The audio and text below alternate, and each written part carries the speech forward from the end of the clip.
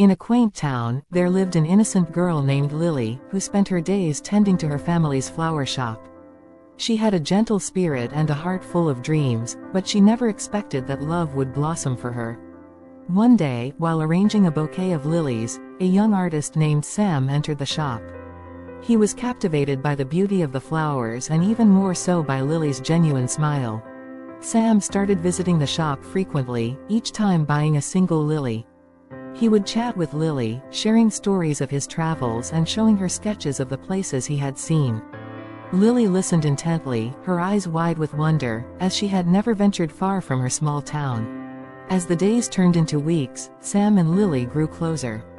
One afternoon, Sam invited Lily to see his studio. There, she saw a beautiful painting of the flower shop, with her standing among the blooms. Touched by his kindness and talent, Lily realized that she had fallen in love with Sam.